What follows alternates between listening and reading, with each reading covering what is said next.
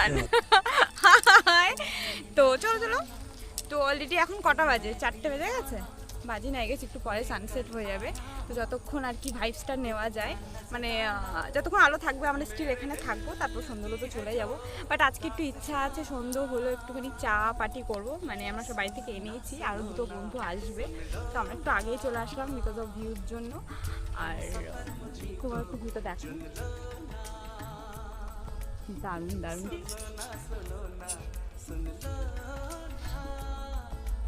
আর আজকে তো আমার আউটফিট কেমন লাগছে অবশ্যই জানিও। তো টাটা। আমাদের মাঠটা ঠিক এই যে এই দিকটায়, আমাদের বাড়িটাও ঠিক এই দিকটায়।